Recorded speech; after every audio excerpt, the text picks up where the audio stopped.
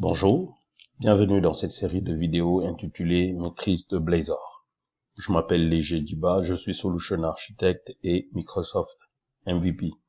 Dans cette série de vidéos, nous allons vous présenter Blazor et WebAssembly, WASM, parler de Blazor Component, comment est-ce que Blazor est composé, et parler aussi de Blazor Server-Side, donc qui est une partie de Blazor, parler ensuite de Blazor Client-Side, qui est une autre partie de Blazor, et parler du hosting de Blazor. Ensuite, nous parlerons éventuellement dans le hosting sur Azure, nous parlerons aussi en hosting on-prem. Donc, sans plus tarder, c'est quoi Blazor? Donc, comme vous le voyez, Blazor est une infrastructure qui permet de faire du single page application. C'est-à-dire, on n'a pas besoin d'avoir plusieurs pages qui se chargent, etc.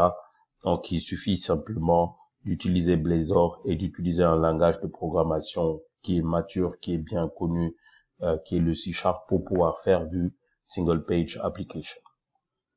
Alors, Blazor découle de WebAssembly. Donc, WebAssembly, comme on vous l'a présenté. Donc, le WASM est conçu comme une cible portable pour la compilation des langages de haut niveau, comme le C, le C++, le Rust, le C#. Donc, ça permet le déploiement web des applications client-serveur.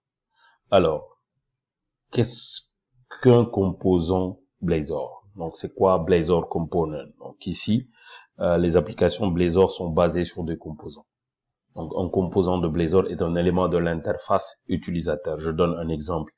Des fois, on peut comparer, même si c'est pas vraiment ça, mais on peut comparer Blazor Component comme étant les partial view, pour ceux qui connaissent un peu le ASP.NET MVC. Quand vous avez une partial view, donc une partial view peut être comparée, maladroitement bien sûr, à un Blazor Component. Donc, c'est un composant qu'on peut intégrer. Ok, donc on peut bâtir une maison, c'est des briques, voilà. Donc une maison c'est un ensemble de briques, une application Blazor c'est un ensemble de composants. Et voilà comment on insère un component sur Blazor. Donc il suffit simplement d'ouvrir les codes et mettre le composant, fermer les codes. Donc, parlons de Blazor côté serveur, donc server-side Blazor. Donc, ce modèle d'hébergement, l'application est exécutée sur le serveur, donc à partir des applications ASP.NET Core. Donc, les mises à jour de l'interface utilisateur, la gestion des événements, les appels de fichiers JavaScript ou fonctions JavaScript sont gérés via une fonction, une connexion Signal A. Donc, ce qu'il faut savoir, c'est que si vous utilisez Blazor server-side, il faut installer Signal A lors du déploiement. Ça, c'est très important. Pourquoi? Parce que c'est Signal A qui est le lien entre votre browser et votre Blazor server-side. Donc, il y a un petit fichier, bien sûr, à télécharger et qui va donner l'aspect single page application. Même si c'est single page application, mais ça ne va pas s'exécuter uniquement en mode offline au niveau de votre navigateur. Ça va s'exécuter au niveau du site du serveur.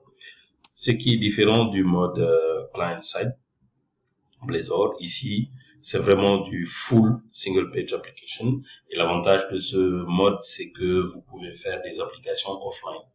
Donc, avec une synchronisation lorsque vous avez Internet ou lorsque vous éprouvez le besoin de pouvoir faire aller appeler le serveur. Donc ici, on peut utiliser ASP.NET Core, ASP.NET Web API, etc. ou d'autres API pour pouvoir interagir avec le backend.